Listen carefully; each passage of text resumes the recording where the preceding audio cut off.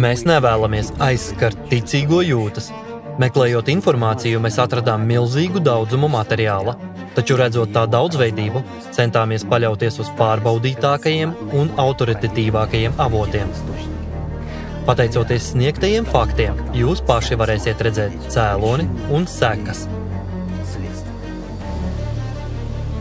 Vatikāns.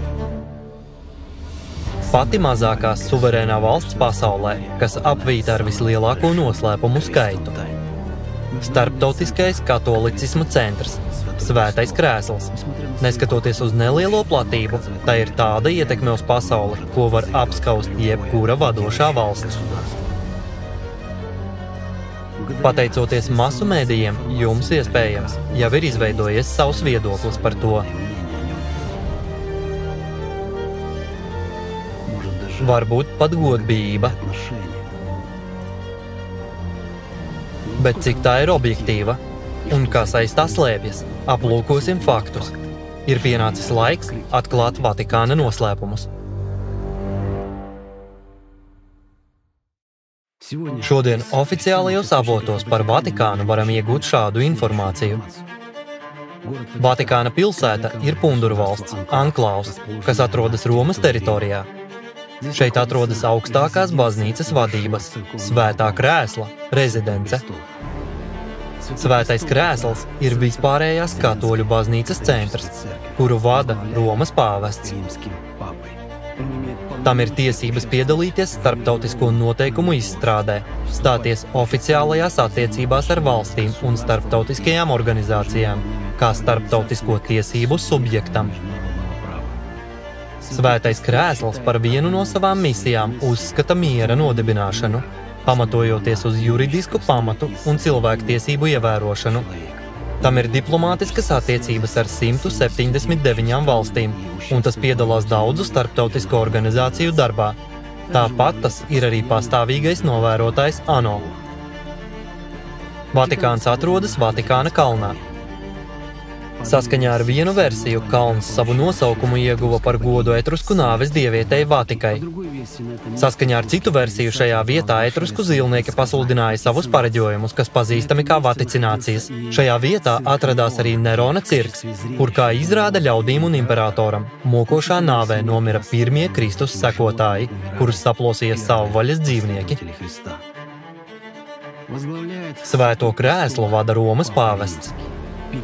Uzskaitīsim viņa titulus, amatu nosaukumus un rangus, kas viņam pieder. Romas bīskaps. Jēzus Kristus vikārs. Apostuļu prinča pēctecis. Vispasaules baznīcas virspriesteris. Rietumu patriarhs.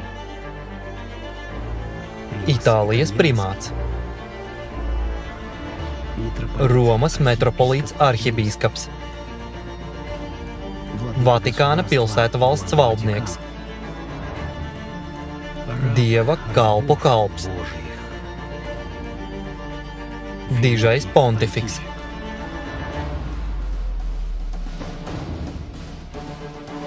Pāvesta pirmdzimtība, jeb primāts, ir kristīgā doktrīna par pāvesta nozīmi un autoritāti.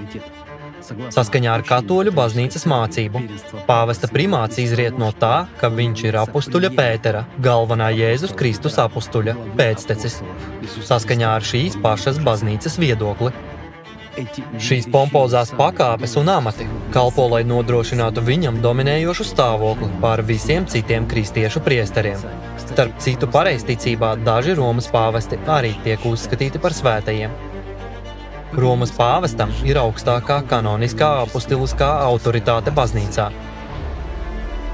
Ticības un morāles jautājumos viņš uzrauga dogmu tīrību, noraida pseidomācības, vada ticības izplatību, rīkojas ar baznīcas īpašumu visaugstākajā līmenī, sasauc ekumeniskās padomes, vada sanāksmes un apstiprina to lēmumus. Pāvestam ir augstākā tiesu vara baznīcā. Viņam vienīgajam ir jurisdikcija pār kardināliem, nuncijiem un bīskapiem, kas apsūdzēti nozīdzīgos nodarījumos. Ir aizliegts pārsūdzēt pāvesta pasludināto spriedumu valsts tiesā. Un vēl viens ļoti svarīgs aspekts. Pāvests izmanto iesvētīšanas tiesības svētītajos un svētajos. Tas ir oficiālais baznīcas viedoklis. Un tagad apskatīsim tuvāk pāvestības rašanās vēsturi. Ar ko viss sākās, kā tas attīstījās un pie kā tas ir novedis šodien. Cēlonis un sekas.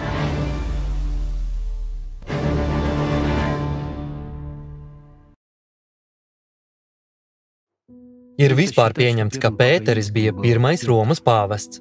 Tas pats Pēteris, kurš 3 reizes noliedza savu skolotāju Jēzu Kristu viņa aizturēšanas naktī. Jēzus nosauca Pēteri par Kīfu, kas nozīmē akmens. Tas pats Pēteris, kurš kopā ar Pāvilu bija jaunās uz Jēzus Kristus mācības balstītās reliģijas arhitekti un cēlāji. Pievērsīsimies pāvestu grāmatai Liber Pontificalis, oficiālajai pāvestu biogrāfijai, kurā apkopota gadsimtiem ilga viņu valdīšanas vēsture. Pirmais sarakstā atrodas Pēteris. Viņa aprakstā mēs atrodam šādu citātu: Kā mans kungs, Jēzus Kristus, man ir devis varu valdīt, saistīt un atraisīt, saka Pēteris. Tāpēc es to dodu jums, lai jūs ieceltu pārvaldniekus daudzās lietās, kuri turpinātu baznīcas darbu. Tādējādi pēc avota teiktā, Pēteris valdīšanas varu it kā no paša Jēzus Kristus nodevis nākamajiem pontifikiem. Bet piedodiet, Jēzus nevarēja nodot Pēterim nekādu varu, jo viņam tādas nebija. Atcerēsimies, par ko viņš runāja. Viņš teica, ka tikai šīs pasaules ķēniņam ir vara šajā pasaulē. Atcerēsimies, kā 40 dienas tūkstnesī Jēzu Kristu kārdināja Sātans, piedāvājot viņam valstību pār ķēniņiem. Jo šeit es esmu pasaules ķēniņš, sacīja Sātans, un vara šeit ir mana. Jēzus skaidri parādīja, kurš padara ķēniņus par ķēniņiem un kurš dod varu. Ko vēl Jēzus mācīja? Vienlīdzību, vienotību, mīlestības tīrību. Kā nonākt pie Dieva ar mīlestības izkopšanu un svētā gara iegūšanu. Tas ir iekšējs un patstāvīgs katra cilvēka garīgās transformācijas ceļš. Kāds sakars te varai? Tā nav savienojama ar Dieva mīlestību. Tie ir 2 diametrāli pretēji jēdzieni, kā 2 ceļa gali, kas ved dažādos virzienos. Vēlme nonākt pie Dieva un tieksme pēc varas uz zemes. Un izvēle, kur iet, paliek cilvēka ziņā. Tomēr saskaņā ar pāvesta kroniku pirmais posms vēsturisko notikumu ķēdē sākās tieši ar varas nodošanu, kuras gaitā, kā mēs redzēsim vēlāk, nākamos 2000 gadu, tieši cīņa par varu un tās stiprināšana būs visu pāvestu rīcības atklāto un slēpto motīvu pamatā.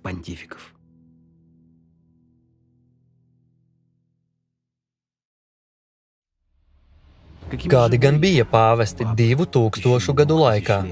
Pāvesta krēsls piesaistīja visu to cilvēku uzmanību, kuri kaut kādā veidā nonāca saskarsmē ar baznīcu. Par troni cīnījās un slepkavoja, to pārdeva un pirka. Ap pāvestu no neatminamiem laikiem tika vērptas intrigas. Pēc Pētera 2 gadu tūkstošu laikā augstāko pontifiku amatu ieņēma 265 pāvesti. Kādi tad bija šie cilvēki? Skatoties pagātnē, avotos atrodam daudz dažādu atsauču. Hagiogrāfijas, leģendas, tempļu celtniecību, īpašumu jautājumus, bullas, reformācijas, kāpšanu tronī un gāšanu, naidu, karus, slepkavības, seksuālus skandālus un gadījumus, kas liecina par pilnīgu morālo pagrimumu. Un viena skaidri izdalāma līnija kā pavadiens, uz kura ir savērptas visas pontifiku biogrāfijas, liecina par nepārtrauktu cīņu, lai gūtu ietekmi, pastiprinātu to, kā arī par nelokāmu tieksmi pēc augstākās varas, kā arī nevārda par Dieva mīlestību.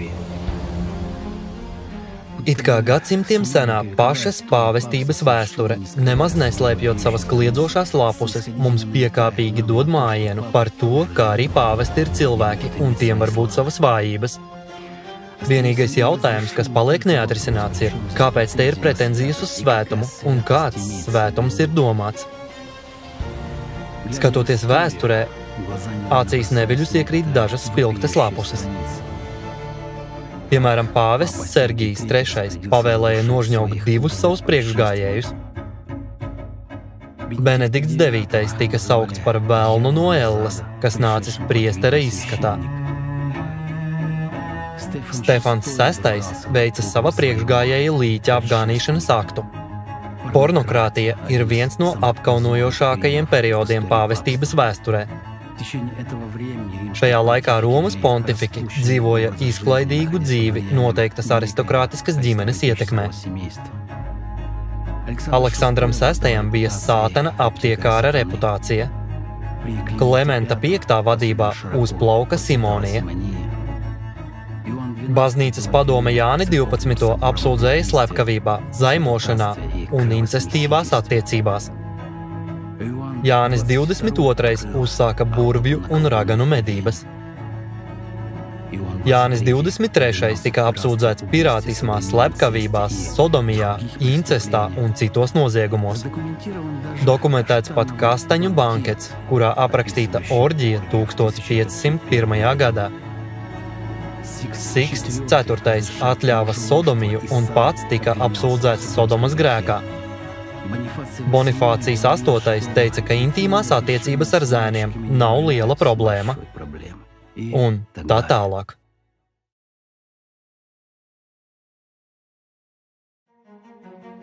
Ir svarīgi atzīmēt, ka pirms lielās šķelšanās, kas notika 1054. gadā, pastāvēja viena kristietība, un pāvesti nebija tik spēcīgi. Ievērojams viņu ietekmes pieaugums politiskajā arēnā notika pēc kristietības sadalīšanas divos atzaros – pareizticīgo baznīcā austrumos un Romas katoļu baznīcā rietumos. Jau 1096. gadā pāvests Urbāns II pasludināja pirmo krusta karu. Viņš lika pamatu virknei asiņainu slepkavniecisku karu, kas ilga pat 4 gadsimtus un kas vēsturē pazīstami kā krustnešu kara gājieni. Ar saucieniem "Dievs to grib" tūkstošiem dievbijīga impulsa pārņemtu cilvēku atsaucās pāvesta aicinājumam.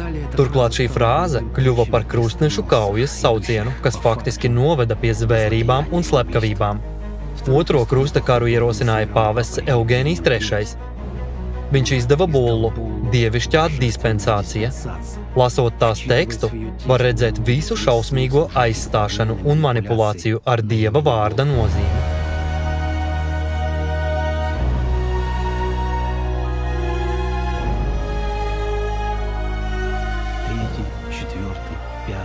Trešo, 4., 5. krusta karu arī organizēja Romas pāvesti.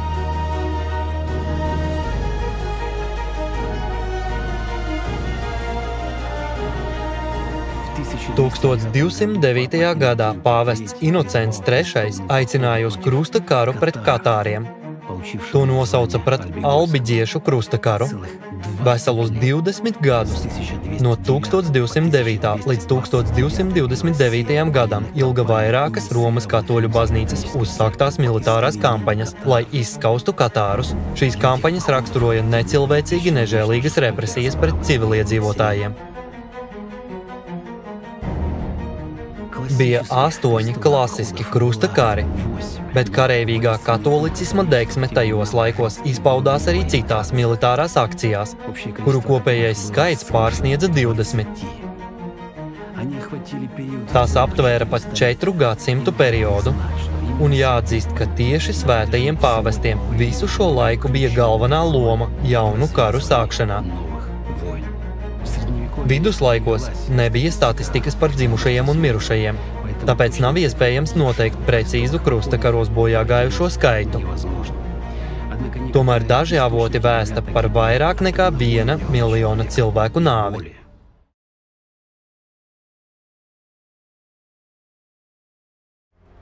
Svētā inkvizīcija. Padomājiet tikai par šo divu vārdu nozīmi. Svētums, dzīve, mīlestība un laime, un inkvizīcija, spīdzināšana, sāpes, ciešanas un nāve. Kā to vispār var apvienot? 1252. gadā pāvests Inocents IV izdeva bullu, lai izskaustu. Tā oficiāli pilnvaroja inkvizīciju spīdzināt cilvēkus, kurus turēja aizdomās par ķecerību. Bullu tika atcelta tikai 1816. gadā, tas ir pēc 564 gadiem. Vairāk nekā 5,5 gadsimtus cilvēka spīdzināšana bija oficiāli legalizēta. Kurš to legalizēja, gribētos jautāt? Atkal jau augstākie pontifiki. Tie paši, kas iecēla sevi svēto kārtā. Jēzus Kristus vietnieki uz zemes, kurš starp citu savulaik arī tika pakļauts necilvēcīgai spīdzināšanai par to, ka cilvēkiem atnesa zināšanas par Dieva mīlestību un garīgo brīvību. Kā tas vispār iespējams? Tas ir pretrunā ar loģiku. Galu galā šāda rīcība ir pilnīgā pretrunā ar patiesu svētumu. Inkvizīcijas upuru skaits vēl līdz šim nav precīzi noteikts un ļoti atšķiras atkarībā no pētnieka uzskatiem. Tāpēc mēs varam atrast atsauces gan uz vairākiem desmitiem tūkstošu, gan uz vairākiem miljoniem cilvēku. Šajā periodā tika iznīcināts arī milzīgs skaits sieviešu, kas tika apsūdzētas buršanā un sadedzinātas uz sārta. Briesmīgās inkvizīcijas pēdas joprojām tiek glabātas daudzos muzejos.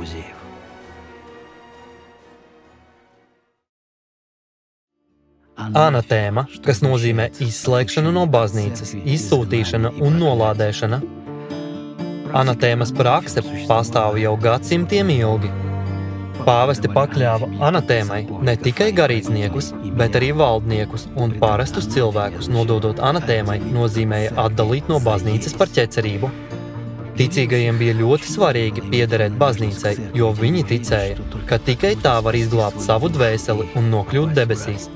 Pretējā gadījumā cilvēks it kā nonāk ellē. Ja tu nepiekrīti baznīcas vadlīnijām un nepakļaujies tās postulātiem, tad viņuprāt tu esi pret Dievu. Un tevi ir jāizslēdz un jāsoda. Ļoti efektīva svīra. Cilvēku kontrolē ar bailēm, vai ne?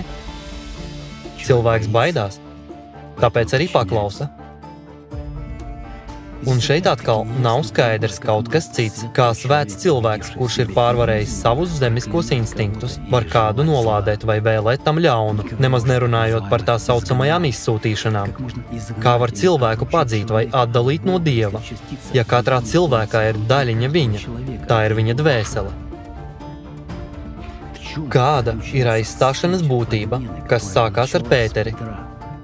Iekšējais tika pārnests uz ārējo. Iekšējais, tiešais ceļš pie Dieva ar mīlestību pret viņu tika aizstāts ar ārēju, kas sastāvēja no rituāliem, ielūgsmes, upurēšanas, pilnīgas pakļaušanās un paklausības priesterim, mirstīgajam, kurš darbojās kā starpnieks starp cilvēkiem un Dievu. Bet patiesā cilvēka saskarsme ar Dievu, atkārtosimies, notiek caur viņa dvēseli ar mīlestības palīdzību. Par pāvestiem daudz runā arī viņu parakstītās bullas, galvenie viduslaiku pāvestu dokumenti. Cita starpā izceļas sekojošais. Ļauj inkvizīcijai spīdzināt par ķecerību, aizdomās turamos, ebreju svēto grāmatu konfiskācija. Ārpus baznīcas nav pestīšanas, grēku piedošana, geto ieviešana. Aizliegums kristiešiem dzīvot kopā ar ebrejiem un musulmaņiem. Nepieciešamība izskaust ķecerību, izraidīšana. Romas pāvesta nemaldības dogma. Precīzāk, dogma par pāvesta Romas bīskapa nemaldību, ticības un morāles jomā. Tā darbojas joprojām, līdz šai dienai. Tās lapās mēs atrodam šādas rindas. Romas pontifiks, runājot no kanceles, sludinot ticības vai morāles doktrīnu, viņa vārdi paši par sevi ir nekļūdīgi. Vai saprātīgs cilvēks var samierināties ar šādu dogmu, kas mirstīgam cilvēkam piedēvē Dieva īpašības uz zemes? Pāvestības vēsturē bija vēl viena lapuse, kuru nevar atstāt bez pieminēšanas. Indulgence bija pāvesta grēku piedošanas vēstule katoļu baznīcā, ko varēja iegūt par naudu. Šo dokumentu varēja iegādāties, lai izpirktu dzīvo un pat mirušo grēkus. Tas ir pēc pāvestu domām. Viduslaikos no viņiem varēja nopirkt dvēseles pestīšanu. Saucot lietas īstajos vārdos, indulgence ir lielākā reliģiskā krāpšana, kāda cilvēcei jebkad ir zināma.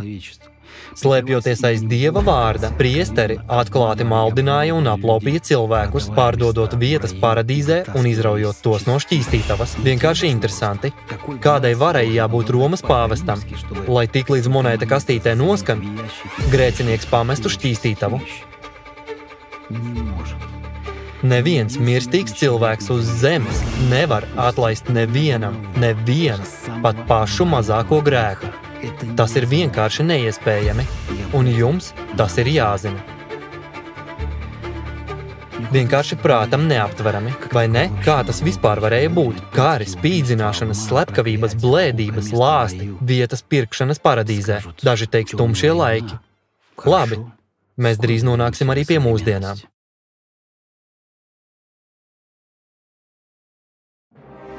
Pētera lepta, jeb svētā Pētera denārijs, ir ikgadējs obligāts veltījums par labu pāvestam, kas tiek vākts daudzās pasaules valstīs svētā Pētera dienā. To ieviesa 8. gadsimtā. Kā apliecināja un turpina apliecināt priesteri, ziedojums nav tikai līdzeklis tempļa pastāvēšanai. Tas ir arī cilvēka garīgās dzīves rādītājs. Mūsdienu baznīcas nodoklis ir radies no Pētera leptas. Mūsdienās tas ir nodoklis par fizisko personu ienākumiem, lai finansētu noteiktas reliģiskās konfesijas ar valsts starpniecību. Tas pastāv daudzās valstīs. Daudzi maksā un par to pat nezina. Turklāt dažās valstīs šis nodoklis ir nepārprotami obligāts. Piemēram, Vācijas katoļu baznīca nesen izdeva dekrētu, kas faktiski legalizē to cilvēku ekskomunikāciju, kuri atsakās maksāt baznīcas nodokli. Katoļi nevar piedalīties baznīcas rituālos, grēksūdzēs, iesvētīšanās un kļūt par krustvecākiem. Kā saka, kurš nemaksā, tas netic. Samaksā nodokli un tici mierīgi. Gribētos vēl izgaismot vienu schēmu, kas atkārtojas no gadsimta uz gadsimtu un par kuru laikam tikai retais zina. Kāpēc reliģija kļuva par valsts reliģiju? Kāda jēga, iemesls un kas aiz tā slēpjas? Jēga ir tāda, ka valdnieks vienojas ar reliģisko priesteri uz apusēji izdevīgiem noteikumiem. Valdnieks saņem viņa autoritātes atzīšanu un apmaiņā garantē baznīcai aizsardzību, bagātību un varu. Reliģija iegūst valsts statusu. Tas nozīmē, ka visus valsts iedzīvotājus var brīvi pārvērst par savu ganāmpulku un līdz ar to nodrošināt solīdus ienākumus baznīcai. Turklāt, baznīcu celtniecība rūpes par to labklājību. No šī brīža uzņemas valsts, kas nozīmē, ka nauda šīm vajadzībām nāk no valsts kases. No nodokļiem, ko mēs maksājam. Tā valdnieks ceļ un nostiprina garīdznieku autoritāti, piešķirot viņiem augstu stāvokli sabiedrībā. Un ievērojiet, ka baznīca vienmēr tiek atbrīvota no nodokļiem. Tā nostājas valsts aizsardzībā, un ja parādās nepakļāvīgi cilvēki, baznīca neceremonējās un jautājumus risina ar valsts soda iestāžu palīdzību. Viss kļūst daudz vienkāršāk. Nepiekrīti baznīcas politikai, tā tad esi ķeceris. Ja neesi kopā ar mums, tad esi pret mums. Tātad pret Dievu. Šī schēma mūsu civilizācijas vēsturē ir atkārtota vairāk kārt un darbojas joprojām. Tā izpaudās arī 1929. gadā, kad tika parakstīta Laterāna vienošanās starp Svēto Krēslu un Itālijas premjerministru Benito Mussolini. Tieši tad tika noteiktas Vatikāna pilsētas teritorijas robežas. Par Vatikāna un nacistiskās Vācijas attiecībām 20. gadsimta pirmajā pusē var pastāstīt konkordāts, 1933. gadā noslēgtais līgums. Tas paredzēja noteiktas appusēji izdevīgas vienošanās. Var minēt arī vācu valstsvīra un politiskā darbinieka Franča von Pāpena, kas piedalījās šī līguma parakstīšanā izteikumu. Trešais reichs, viņš teica, ir pirmā lielvara pasaulē, kas ne tikai atzīst, bet arī īsteno augstos pāvestības principus. Horvātijas kardināls Alojs Stepinacs uzskatīja Hitleru par dieva sūtni. Ievērības cienīgs ir arī SS brigadera Fīrera Valtera Šelenberga izteikums. Savos memoāros viņš atcerējās. Himleram bija labākā un lielākā grāmatu kolekcija par jezuītu ordeni. Gadiem ilgi viņš naktīs studēja šo plašo bibliotēku. Tāpēc SS organizāciju viņš uzbūvēja pēc jezuītu ordeņa principiem. Pie tam viņš balstījās uz ordeņa statūtiem un Ignatija Lojolas darbiem. Augstākais likums bija absolūta paklausība un jebkuras pavēles izpildīšana bez ierunām. SS vadības struktūra līdzinājās hierarhiskajai katoļu baznīcas sistēmai. Kādas bija Vatikāna un Hitlera savstarpējās attiecības Otrā pasaules kara laikā? Viennozīmīgas atbildes šajā jautājumā nav. Strīdi nerimst. Bet ko pāvests Pijs 12. noteikti neizdarīja, viņš atklāti nenosodīja holokaustu, jeb ebreju iznīcināšanu koncentrācijas nometnēs. Šodien Vatikāns ir ne tikai augstākās baznīcas vadības rezidence, tas ir daudz miljardu vērts koncerns ar savu banku, ar sazarotu spēcdienestu tīklu, ar simtiem tūkstošu katoļu draudžu, ar nekustamajiem īpašumiem visā pasaulē, ar daudziem kontrolordeņiem iekšējā struktūrā un kolosālu ietekmi lielajā politikā. Mūsdienu Vatikānu apvij majestātiskums un noslēpums. Neviens nezina, kas glabājas tā slepenajos arhīvos. Pat tā aktīvu vērtējumi atšķiras vairākas reizes. Nopietni eksperti nosauc summas no 1 līdz 6 miljardiem eiro. Ja varētu nopietni runāt par Vatikāna muzeju un bibliotēku kultūras dārgumu novērtēšanu, runa būtu par vismaz 500 miljardiem dolāru. Mēdījos tiek minēta informācija, ka Svētā Krēsla īpašumā ir ap 5000 īpašumu visā pasaulē. Vēsturnieks barons Airo Manhetens 1983. gadā izdotajā grāmatā Vatikāna miljardi min interesantus faktus par pāvesta ieguldījumiem.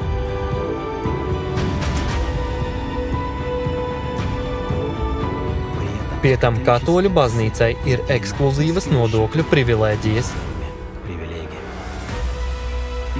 Un šķiet, ka Svētais Krēsls pēc gadsimtiem ilgas cīņas tomēr ir sasniedzis savas varenības virsotni. Augstākais pāvests ir kļuvis par vēsturē bagātākās finansu organizācijas ģenerāldirektoru, taču aiz loga ir pēdējie laiki. Un tiem raksturīgi tas, ka tiek kliedēti noslēpumi, sagrauti mīti, norautas melu maskas.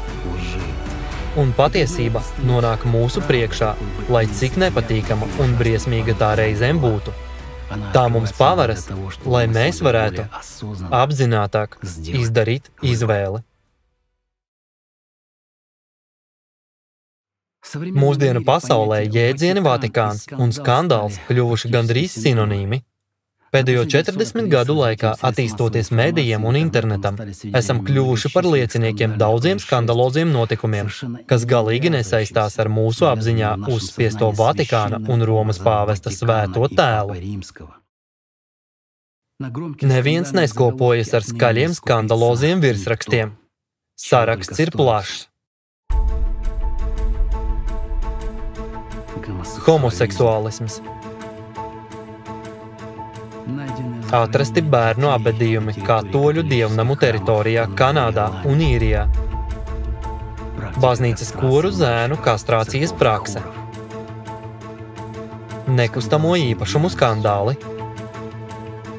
Vatikāna banka un Vatiliksa skandāls. Dokumentu noplūde. Mahinācijas ar naudas atmazgāšanu. Sakari ar mafiju. Indēšana. Slepkavības. Baumas par rituāliem. Cilvēku upuriem. Kanonizācija par naudu. Politiskās spēles un daudz kas cits. Par katru no šiem punktiem droši var uzņemt atsevišķu filmu. Bet, kā jau solījām, mēs ļoti īsi pakavēsimies pie oficiāli atzītiem un apstiprinātiem faktiem.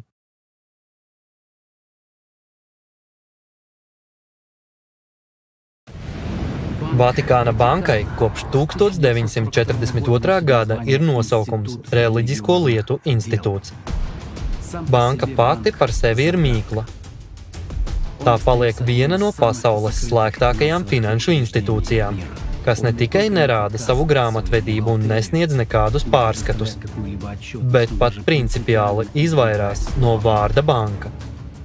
Lielākais ar to saistītais skandāls pēdējā laikā izcēlēs pēc žurnālista Gianluigi Nucci grāmatas AS Vatikāns izdošanas. Nucci ir publiskojis dokumentus no Monsignora Renato Dardoci arhīva, kurš pagājušā gadsimta 90. gadu sākumā darbojās IRD komisijas Vatikāna bankas sastāvā. Dardoci bija ļoti vīlies par redzēto un uzzināto. Viņš savāca dokumentu arhīvu, noglabāja tos kalnu mājiņā Šveicē un novēlēja publicēt pēc savas nāves. Pats arhīvs sastāvēja no 4000 dokumentu, biļeteniem, atskaitēm, bilancēm, protokoliem, grāmatvedības atzīmēm, tulkojumiem un Vatikāna augstāko varas iestāžu vēstulēm. Dardoci nomira 2003. gadā. Drīz vien grāmata izraisīja sprāgušas bumbas efektu. Iesniegtie dokumenti liecināja, ka banka bijusi saistīta ar mafiju, nelegāli finansējusi politisko partiju, piedalījusies afērās ar kukuļiem. Un, protams, atmazgāja milzīgas naudas summas. Vatikāna bankai bija vesela finanšu un uzņēmējdarbības aktivitātes galaktika. Pastāv versija, ka pāvests Jānis Pāvils I tikai mēnesi pēc savas ievēlēšanas 1978. gadā ticis noindēts tāpēc, ka vēlējies veikt pilnu Vatikāna bankas revīziju. Katolicismā speciālas komisijas un pāvesta izšķirošā balss nosaka, kam piešķirt pēc nāves svētumu. Ar pāvesta vieglo roku par svēto var kļūt ik viens. Paskatieties kaut vai to svēto sarakstu, kurus ir kanonizējis tikai viens Francisks viņa pontifikāta laikā kopš 2013. gada. 9 gadu laikā pāvests kanonizējis 911 svētos. Īsta svēto fabrika. Skumjāk kļūst uzzinot, ka kanonizācijas process svētajā krēslā, domājams, ir monetizēts. Gianluigi Nucci savā jaunajā grāmatā Tirgotāji baznīcā norauj noslēpuma plīvuru no šī procesa finansiālajām aizkulisēm. Pēc viņa datiem, izvirzot kandidātu pieskaitīšanai svētīgo kārtā, pirmā pakāpe jāsamaksā 50 000 eiro plus 15 000 par papildu izdevumiem. Maksājumi par visu daudzpakāpju procesu vidēji sasniedz 500 000 eiro.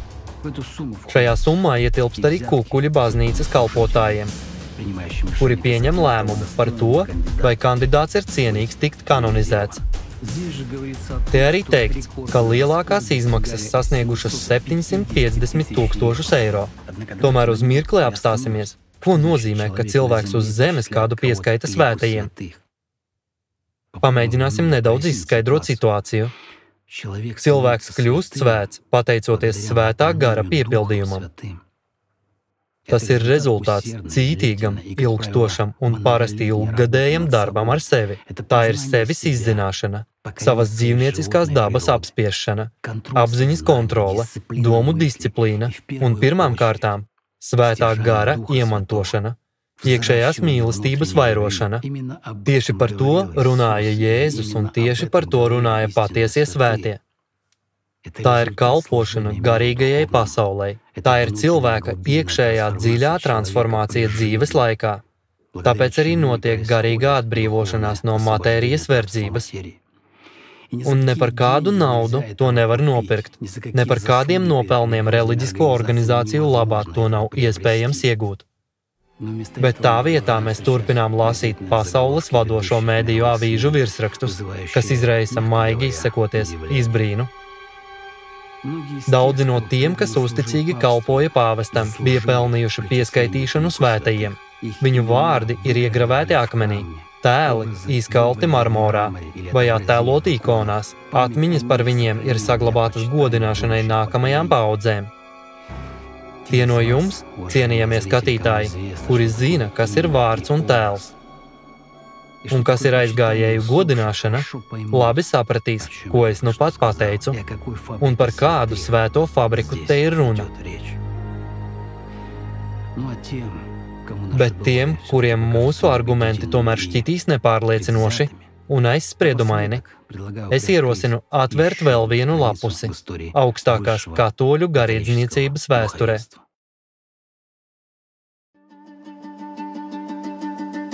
Jūsu uzmanībai publiski pieejamā Bishop Accountability misijas bibliotēka. Tā ir lielākā publiskā datu bāze, digitālā dokumentu kolekcija, izdzīvojušo liecības, izmeklēšanas un atskaites par izmeklēšanām un publikācijām medijos. Tā dibināta 2003. gadā, aptver laika posmu no 1950. gada līdz mūsdienām ASV, Argentīna, Čīle, Īrija, Meksika, Haiti. Visam fondam, ieskaitot failus, kurus viņi gatavo publiskošanai, ir 1,5 miljoni lapušu. Šī dokumentācija daudzus var šokēt. Pēdējo 70 gadu laikā 7000 garīdznieku tikai ASV tika apsūdzēti par vardarbību pret nepilngadīgajiem. Un kas notika citur pasaulē? Daudziem radīsies jautājums, kāpēc viņi to darīja un turpina darīt.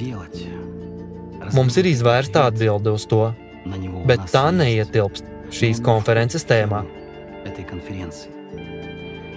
Tās nevienmēr ir bijušas nejaušas vājības. Aiz tā ir rituāli, dzīšanās pēc spēka un varas. Kur ir šie bērni? Kā veidojās viņu liktenis pēc tam? Vai viņi pēc tam mīl Dievu? Cēloņi un sekas. Šodien mēs novērojam sekas. Iespējams, daudziem, skatoties šo filmu, radās jautājums, kāpēc mēs tik vienpusēji parādījām ainu. Izgaismojām pāvestību negatīvās krāsās, izvēlējāmies un parādījām tikai kliedzošus vēstures faktus. Pirmkārt, jo tikai tie ir redzami. Otrkārt, vai jūs nedomājat, ka tā varētu būt tikai aizberga virsotne? Jo nevelti pasaulē mazākā suverēnā valsts ir apvīta ar vislielāko noslēpumu klāstu. Un visbeidzot treškārt, patiesībā mēs ļoti daudz ko neatskaņojām. Raugoties uz šodienas pasauli, kas grimst ciešanās, neiecietībā un totālos melos, pasauli, kas nonākusi burtiski bezdibeņa malā, pie morālā pagrimuma un pilnīgas iznīcības robežas. Nav grūti saprast, kāds ir iemesls, kam sekojot mēs nogriezāmies nepareizā virzienā. Mēs kā cilvēki degradējam it visā. Atbildēsim godīgi. Vai pasaule būtu tāda, ja mēs visi ietu Jēzus pēdās? Tā pēdās, kuru neinteresēja ne nauda, ne slava, ne vara. Viņš atnesa patiesību un deva to cilvēkiem. Un tā bija ļoti vienkārša un saprotama. Neviens nedrīkst būt ne augstāks, ne zemāks. Cilvēkam nedrīkst būt varas pār otru cilvēku. Mēs visi esam vienlīdzīgi. Mīliet Dievu no visas sirds. Mīliet savu tuvāko kā sevi pašu. Neraizējieties par materiālām lietām. Svētīgāk ir dot, nevis ņemt. Izturieties pret citiem tā, kā vēlaties, lai citi izturas pret jums.